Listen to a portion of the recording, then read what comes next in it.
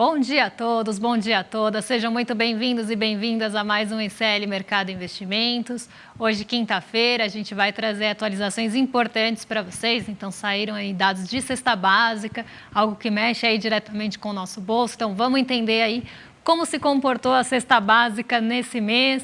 Mas a gente tem outros assuntos também para tratar aqui com vocês. A gente vai fazer um balanço do desenrola. Então, como é que está o desenrola aí até agora? Quanto foi negociado, outra coisa que mexe diretamente aí com o bolso de você que está em casa. Então, vamos falar de um monte de assuntos importantes hoje, mas vamos falar de mundão também, porque saiu a leitura final do PIB da zona do euro, a gente vai passar aí pelos assuntos importantes da Ásia e vamos falar como é que está o monitoramento do CME Group para as expectativas de juros lá nos Estados Unidos, algo que tem mexido bastante com a nossa bolsa aqui também.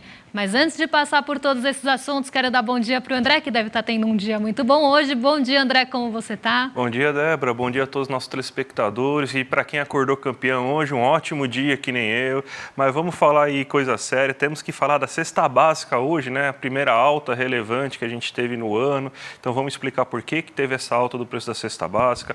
Vamos falar da safra, tanto desse ano quanto da próxima.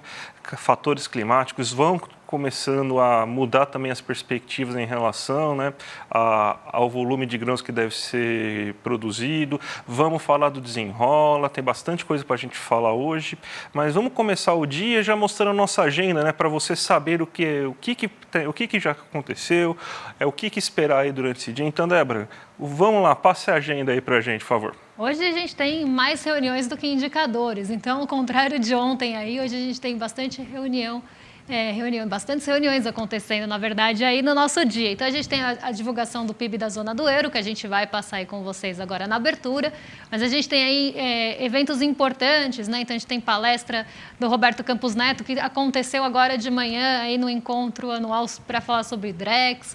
A gente tem também aí o Fernando Haddad com o presidente do Senado, Rodrigo Pacheco, hoje. Saíram dados de produção e vendas de veículo em novembro, dado da Anfavea, né, que traz ali atualizações, né, das montadoras e das fabricantes aí de veículos. Depois a gente tem dado importante saindo 10h30, né, então, na verdade, acabou de ser divulgado esse dado de mercado de trabalho, que são os pedidos de auxílio-desemprego nessa semana nos Estados Unidos. Esses dados, eles antecedem o payroll. Então, a gente deve ter aí uma atenção voltada para isso. Ontem a gente teve vagas de ADP, né, relatório ADP de vagas criadas no setor privado, aí, que seria quase pensando aí num paralelo com o nosso CAGED. Também não é um dado muito levado em consideração, mas ele acaba trazendo aí alguns indícios e termômetros aí para o que esperar do payroll que sai amanhã. Então, a gente tem aí outros dados de mercado de trabalho saindo nos Estados Unidos. Continua tendo ali o encontro de chefes de Estado ali do Mercosul, né, no Rio. Então, esse evento continua acontecendo hoje, assim como a gente tem também a COP continuando lá no Emirados Árabes. Então, vai estar lá no fim da agenda, mas já aí antecipando para vocês. A gente tem outros aí pontos mais de agenda política também acontecendo, que vocês estão vendo aí na tela. Vamos ter aí alguns dirigentes do Banco Central Europeu falando hoje, aí por volta das 11h30, então daqui a pouquinho, em um evento na Bélgica. Sai aí o fluxo cambial do Banco Central em seguida, então a gente deve ter aí atualizações. O ICBR, que não é o IBCBR, tá, gente? Aqui é um índice de commodities do Banco Central, sai durante a tarde. E aí nos Estados Unidos saem dados de crédito ao consumidor aí do mês de outubro, deve sair mais já no fim do dia. E aí, já para fechar o dia, na manhã, já lá no Japão, a gente tem aí a segunda estimativa do PIB do terceiro trimestre. Então, algo que deve ficar no radar, até porque Nikkei 225 está bem volátil e a gente vai falar disso daqui a pouco para vocês. Então, depois dessa agenda aqui, a gente já parte para ver a notícia que a gente tem todo dia no nosso site, né? Então, você quer saber o que esperar no dia de hoje, o que deve acontecer? Então, vê aqui a notícia aí que todo manhã a gente coloca para vocês, explicando quais devem ser os principais pontos de atenção dentro dos mercados. Mas, Débora, o que está acontecendo nesse mundão hoje? O que a gente pode esperar? Como que está a Ásia hoje, por exemplo? Olha, antes até de falar da Ásia, né, eu vou trazer aqui um dado importante para vocês, até vou deixar aqui na minha tela, que é o PIB da zona do euro, que foi aquele dado que estava na agenda lá às 7 horas da manhã, até porque a gente teve uma confirmação do que a gente já esperava por lá. Então, vou colocar aqui na tela do meu computador para vocês. Então daqui a pouquinho aparece aí para vocês, depois eu coloco. Mas o que aconteceu lá no PIB da zona do euro? Foi confirmada aquela expectativa, até vinda das leituras anteriores, que o PIB retraiu nesse terceiro trimestre aí de 2023. Então, ele ficou confirmado em 0,1, como apontaram aí as leituras anteriores e projeções anteriores também. Então, ele foi confirmado nessa queda. Então, a gente teve um crescimento aí em queda na zona do euro, algo que já era esperado e que não surpreendeu. O que a gente teve de surpresa foi no trimestre passado, que a projeção tinha ficado muito acima da realidade. Então, agora o mercado ajustou as suas projeções e isso deve reforçar, inclusive, naqueles pronunciamentos que a gente vai ver hoje de dirigentes do Banco Central Europeu, justamente sinalizando para um fim da taxa de juros por lá. Então, esse deve ser um fim do aumento, na verdade, da taxa de juros por lá. Esse deve ser um movimento mais aguardado e mais também visto nesses pronunciamentos. Então, a gente deve começar a ver sinalização desse fim de ciclo de altas e até uma renovação das expectativas aí em relação aos cortes, que já passaram a ser esperados para o começo do ano que vem. Então, aqui uma notícia que deve mexer, inclusive, aí com as bolsas europeias, que estão no finzinho da operação por enquanto. Ótimo, Débora. Vamos falar então também aí da questão da Ásia, né? Porque saiu, por exemplo, a balança comercial da China. Vamos mostrar aqui então para vocês aí o que aconteceu. Então, Débora, veio acima da projeção, né? Então, isso daí deve ter dado um resultado muito bom aí, pelo menos na abertura das bolsas nesse momento, né? Mais ou menos, André. A China ela surpreendeu a projeção em alguns pontos, mas o mercado queria mais dessa balança comercial. Então, a gente teve um movimento até majoritariamente negativo hoje na Ásia. As bolsas lá fecharam em queda, preocupadas justamente com esse dado. A gente teve uma projeção de saldo de balança comercial, aqui em 68,39 bilhões de dólares, tá? Então, a gente está falando aí de um saldo no mês de novembro nesse valor, quando era esperado uma projeção de 58 bilhões. Então, ficou muito acima do esperado, ao contrário do que aconteceu no mês passado, que a gente teve ali um saldo abaixo do projetado, que tinha ficado ali em torno de 82 bilhões. Então, aqui a gente tem uma balança comercial, sim, acima do esperado, acima do projetado pelo mercado, mas o mercado realmente queria mais e olhou esses dados com cautela, principalmente lá na Ásia. Então, a gente tem aqui as importações nesse mês aí de novembro caindo 0,60, mas a projeção era que caísse 1,10. Então, ela caiu, mas caiu menos, num ritmo menos acelerado do que se esperava. Agora, as exportações, eu acho que aqui que foi realmente a decepção do mercado, aqui que foi o ponto de preocupação em relação ao ritmo da economia asiática, porque as exportações ficaram em 0,5% e a projeção era que subisse, que aumentasse as exportações aí em 3,30% nesse mês. Então, as exportações elas subiram num ritmo mais lento do que se esperava.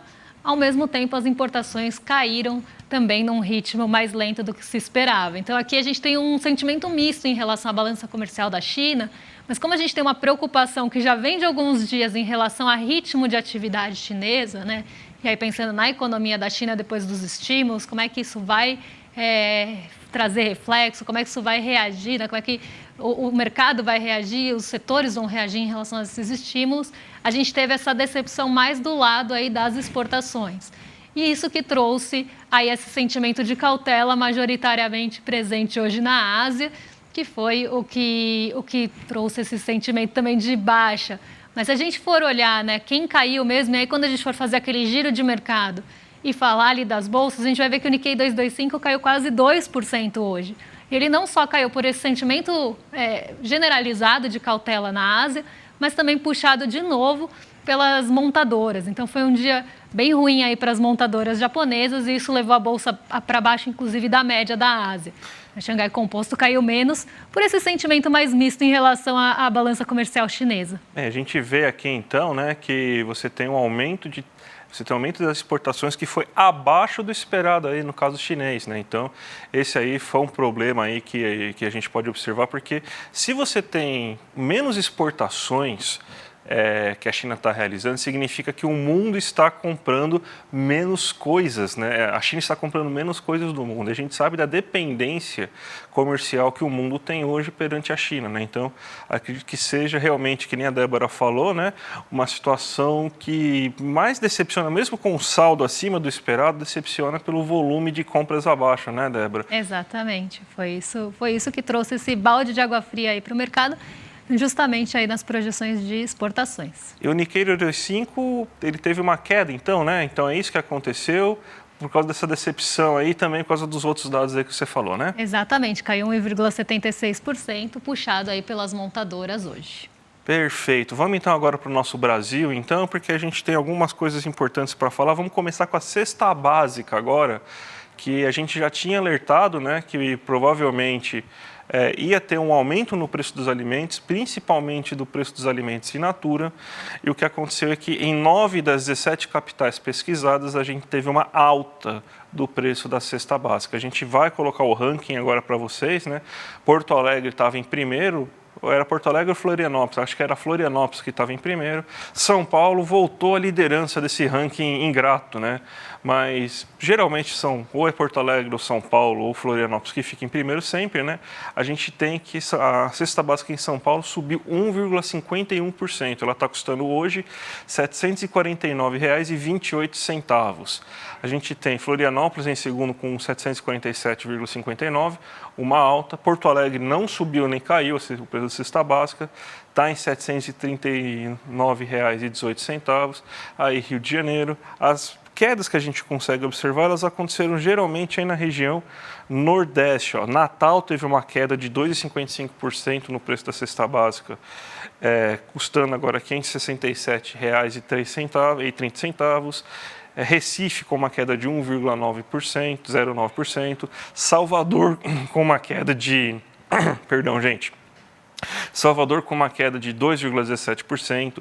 João Pessoa com uma queda de 1,18%. E Aracaju com uma queda de 1%. Então a gente vê que as cestas básicas que, pelo menos na região sul e sudeste, elas tiveram uma alta considerável. E por quê? A gente está vivendo aí justamente nessa grande onda de calor, né? E o preço dos alimentos, principalmente os alimentos consumidos in natura, que fazem parte da cesta básica, tiveram uma alta considerável. Teve um aumento do preço da banana, um aumento do preço do arroz produzido no sul do país. A gente sabe como estão os problemas climáticos no sul do Brasil. A gente teve uma alta também na batata. A batata também produzida geralmente próximo dos grandes centros urbanos está com um calor muito elevado aqui na região de São Paulo e daí isso aí acaba elevando o custo, né, porque reduz a oferta de batata, então aumenta o preço. Então, o aumento da cesta básica está ocorrendo, a gente está avisando já há algum tempo por causa dessas condições climáticas adversas que a gente está vendo aí no Brasil, né? Então, isso aí deve persistir porque está uma situação atípica, né? Atípica agora porque a partir desse ano, né, provavelmente vai ser a situação normal, né? Infelizmente, esse é o futuro do planeta aí, né? A gente sabe como que é, né? Mas, pelo menos, o primeiro desses anos aí que a gente está tendo essa situação atípica, e isso aí vai afetar muito a produção de alimentos, afetou bastante, então a gente vai ter que colocar no radar de novo uma alta do preço desses alimentos, principalmente alimentos in natura, Débora. É algo que a gente vem até falando há bastante tempo, inclusive antes disso aparecer no IPCA, ou no IPCA 15, né, nas leituras de inflação, a gente já tinha alertado que isso poderia acontecer por conta da onda de calor e os alimentos estragando ali realmente, né, nesses cinturões verdes aqui próximos a São Paulo. E São Paulo, que não gostou de perder o primeiro lugar, já voltou aí para a liderança, infelizmente, da cesta básica e com essa alta de 1,51%. E vocês que estão aí em casa podem contar para a gente se vocês estão notando aí alguma diferença no bolso de vocês na cesta básica, se vocês notaram alguma diferença aí no preço de hortaliças e esses bens in natura, deixa aí para a gente comentar aí com vocês. O tomate caiu aqui em São Paulo, não sei porquê, né? Mas o Uma batata subiu bastante, né? Quem aí está na audiência quiser falar aí no chat aí, se sentiu realmente, né? Eu senti um pouco, aí a feira ficou mais cara, né? Então a gente até no IPCA 15 mostrou a questão da feira, né? E já seguindo na mesma linha, né? No mesmo, quase que o mesmo assunto, saiu hoje também a projeção que o IBGE faz para a safra de grãos. E agora, no final do ano, ele não faz a projeção tanto para esse ano quanto para o próximo, né? Então a gente tem a notícia no nosso site para mostrar para vocês, né? Que esse final de ano a gente já está tendo uma queda na projeção, né? A gente vai ter ainda uma safra recorde, né? Provavelmente a gente vai ter uma safra recorde de mais de 300 milhões, né, de toneladas sendo plantadas. Isso aí vai ser um valor 20% maior do que foi registrado no ano passado, para vocês terem uma ideia. Só que é o segundo mês que se reduz a projeção para esse ano, né, para o final desse ano. Adivinha por quê? Né? Tá vendo tão bem, adivinha por que vai reduzir? Por causa que está tendo uma condição climática adversa. Então, essas condições climáticas adversas, elas já estão afetando agora também, antes estava afetando somente os alimentos in natura, esses alimentos que são produzidos próximo dos grandes centros urbanos, só que a partir de agora também está começando a pegar no pessoal do agropop, né? Está reduzindo a quantidade de soja que provavelmente vai ser colhida esse ano, de café. Então você tem vários desses alimentos tem uma produção menor. E para o próximo ano, você já tem uma queda. Então, é esperado que você tenha uma produção menor ano que vem se comparado a esse ano. Então, o agro não vai poder ajudar tanto no PIB brasileiro que nem ajudou esse ano. A gente teve uma alta de mais de 20%. 2022 foi um ano com muitas chuvas que reduziu bastante, né, a colheita de soja, principalmente. E as condições climáticas vão afetar muito a colheita do ano que vem, né? Então, a gente já tem uma previsão para que 2024 você tenha, então, uma queda do que foi plantado assim, em comparação com esse ano. Então, gente, desmatar a Amazônia, colocar fogo no Pantanal não foi uma boa ideia, né? Porque agora vocês vão começar a sentir também, inclusive no bolso, talvez seja pedagógico, né? Já que vai ter que sentir no bolso, né? O pessoal aí que a gente precisa de um bom clima, né? Não vai dar para a gente ficar com esse calorão aqui, conseguindo ser um grande plantador de sementes, né? De grãos, quer dizer. E quem diria, né, que o próprio agro, que é pop, não é pop, na verdade, tomaria, né, aí decisões e faria coisas que prejudicariam o próprio agro, né? Então, quem poderia prever uma coisa dessa, né? Imprevisível. Hoje o dia está repleto de más notícias, mas vamos falar uma boa, pelo menos, né? Vamos falar uma boa, né? Vamos falar então do Desenrola, né? Porque você já tem então um balanço que saiu agora do Desenrola, 29 bilhões em dívidas já foram renegociadas. E Débora, o que você pode falar para a gente aí do Desenrola aí? O que você montou, inclusive uma arte bonitinha aqui para nós aí, para explicar aí para fazer um balanço do Desenrola até esse momento, né, Débora? Um balanço do Desenrola que, inclusive, teve sucesso e foi prorrogado aí por mais 3 meses. Então, realmente, aí um balanço favorável para a gente falar hoje, algo também que mexe no nosso bolso, principalmente no nosso bolso endividado, né? Então, a gente tem aí o balanço dos números do Desenrola e vou passar aí alguns pontos para vocês. Então, até aí a data de ontem, a gente tinha 10,7 milhões de brasileiros que negociaram as suas dívidas. Então, o programa favoreceu 10,7 milhões de brasileiros até aí o último balanço, que negociaram 29 bilhões em dívidas.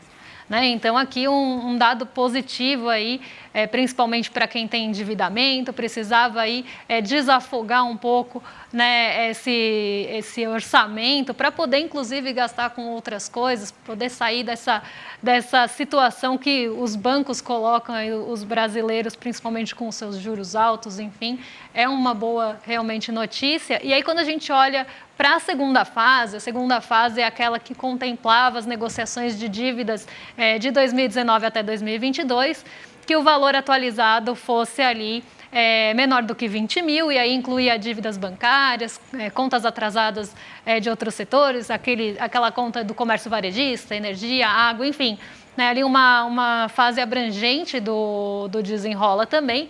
Nessa segunda fase, 5 bilhões em dívidas foram negociadas, e essa segunda fase favoreceu aí 1 milhão de pessoas também. Então, né, que conseguiram negociar essas dívidas e não só negociar no parcelamento, mas também negociar à vista. Quando a gente olha desses 5 bilhões de dívidas, 47% dos contratos foram negociados à vista, 53% dos contratos foram parcelados, mas ainda assim renegociados e ali, né, com descontos também, não foi só na renegociação à vista que a gente viu esses descontos.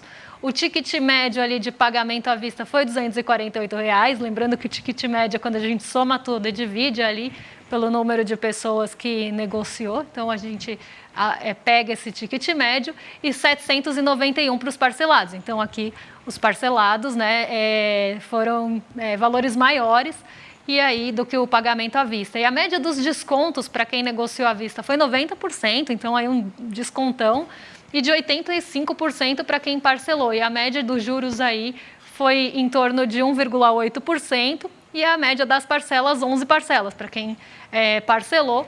Essas foram as condições. Então, é uma boa notícia para o brasileiro, uma boa notícia para o brasileiro endividado. E a gente espera agora, com essa prorrogação, inclusive, que mais pessoas sejam aí contempladas com esse programa. Inclusive, tem alguns dados interessantes na notícia do nosso site, para quem quiser dar uma olhada lá na notícia mais completa, que o tempo de negociação, inclusive, eu acho que ficou em torno de 4 minutos, coisa assim. Então, é algo que é fácil de fazer. As pessoas conseguiram fazer pelos seus celulares, na maioria dos casos, e em 4 minutos. Então, assim, é algo que está ali na mão do brasileiro no celular, e a gente consegue aí melhorar essa situação e deixar que esse dinheiro vá só aí para banco, né? Débora, faz 3 dias que a gente está tentando falar desse assunto que a gente vai falar agora, da taxação dos offshores e dos fundos exclusivos. Vamos lá, finalmente a gente vai conseguir. 3 dias já está pronta essa tela aí, então vamos lá agora, Débora. Então explica para a gente aí como que vai funcionar então essa taxação dos offshores e dos fundos exclusivos. E faz 3 dias que eu estou para responder uma dúvida que veio da nossa audiência. Então, assim, eu estava em dívida com vocês e eu não negociei no desenrola. Essa dívida eu trouxe aqui, eu vou pagar ela à vista agora.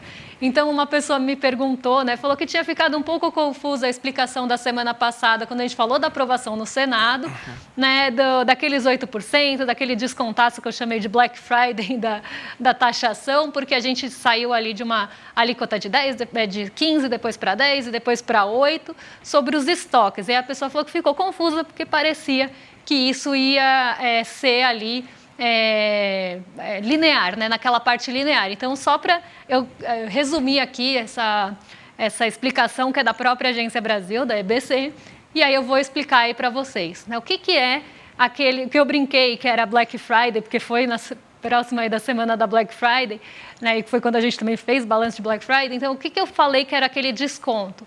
Porque a gente teve ali algumas mudanças, né? A gente teve até, inclusive, algumas discussões em relação a esse estoque dos rendimentos. Então, tudo que rendeu, vamos pensar que o fundo tem 20 anos, só para a gente aí pensar. Imagina que o fundo tem 20 anos, ele tem ali uma aplicação considerável, porque a gente está falando de fundo exclusivo, não é pouca coisa, e ele foi rendendo durante esses 20 anos e nada foi antecipado, como acontece aqui com a gente no Come Cotas. Então, ele tem um estoque de rendimento, vamos pensar assim, de 20 anos, né, que é um estoque também bem relevante de rentabilidade.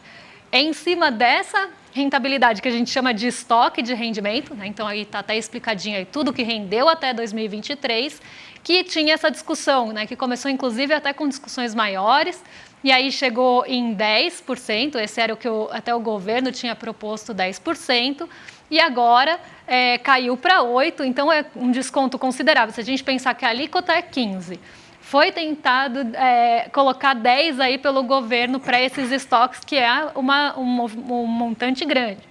E isso caiu para 8%, né? E ainda para quem antecipar, né? E pagar em 4 vezes. E aí, para quem quiser parcelar em mais vezes, né? Aí 24 vezes, como vocês estão vendo aí sim vai ser 15% com a primeira prestação a partir de maio. Então, aqui, né, para não confundir, esses 8% é em relação ao que rendeu até 2023, desde que o fundo existe. Então, aqui é um montante realmente considerável. Depois, né, a gente tem a tributação que a gente chama de linear, que aí sim vai ser a tributação do Come Cotas para fundos de longo prazo, que é a maioria dos fundos, 15%, é sempre a menor alíquota da tributação, e 20% nos fundos de curto prazo, aqueles que têm títulos ali até 1 ano, mas esses são raridade, então é 20% aí de alíquota mínima nesse tipo de tributação. Então esse aí era aí o inicial e como ficou, né? A gente colocou aí os dois. Para os offshore foi muito parecido, né? Então a gente tem algumas mudanças só na variação cambial, enfim, mas ficou aí muito parecido. Eu vou passar aí na tela, mas para vocês até se quiserem pausar depois para ler com calma, mas também ficou em 8%, 15% para quem parcelar em 24 vezes. Então aqui um resumão para vocês, para não ficar mais confuso e entender por que esse desconto foi grande, né, pensando em estoque do que se tem até hoje. Débora, 2 minutinhos então agora para você falar aí para a gente como que está o mercado nessa manhã. O mercado está feliz, o mercado está triste? O mercado é palmeirense ou santista? O mercado é palmeirense, André. Ó, pelo menos aí no giro de mercado a gente está vendo o nosso Ibovespa recuperando hoje, mostrando sinais de recuperação. Ontem foi um dia bem negativo para o Ibovespa, a gente caiu mais de 1%, muito puxado pelo petróleo. O petróleo durante a sessão chegou a cair 4%, chegou a bater $70 por barril. Foi um dia bem negativo para a commodity e a gente sabe o peso que essa commodity tem na nossa bolsa. Então a gente viu o Petrobras caindo muito, PetroRio, PetroRecon, enfim. A gente teve aí todas as empresas ligadas a petróleo caindo em bloco, né? E isso trouxe até uma generalização do sentimento negativo. A gente teve, inclusive, ações ligadas a minério de ferro caindo num dia que o minério de ferro subiu quase 3%. Justamente por essa contaminação que às vezes acontece do mau humor quando um setor cai muito, isso acaba influenciando outros setores da bolsa. Então ontem a gente viu esse movimento negativo acontecer e hoje a gente vê a nossa bolsa aí se recuperando, subindo 0,68% até o momento. Então, num dia também mais positivo lá em Nova York. Ontem Nova York também caiu bastante, puxado aí, as bolsas nova-iorquinas puxadas por essa queda no preço do petróleo. Então, o setor de energia por lá também ficou muito ruim. Aí a gente viu essa queda mais generalizada. Então, aqui é um dia mais positivo de recuperação, inclusive para o preço do petróleo, que ontem, durante o dia, chegou a $70, mas fechou em $74 por barril. Hoje já mostra um pouquinho de recuperação. E por que aconteceu essa queda tão forte no preço do petróleo ontem? A gente teve a divulgação dos estoques dos Estados Unidos, isso estava na nossa agenda ontem, e aí a gente teve uma alta nos estoques de gasolina e outros produtos ali derivados, mas não teve alta nos estoques de petróleo em si. Mas o fato de ter ali alta nos estoques da gasolina, isso já mexeu bastante com o preço do barril de petróleo, que já vinha caindo em várias sessões. Então, aqui um dia bem ruim para o petróleo. E mesmo num dia que a gente teve queda nos juros das Treasuries e nos juros futuros aqui no Brasil, isso não deu impulso nem cá nem lá para levar a bolsa para cima. Então, realmente um dia bem prejudicado pelo petróleo.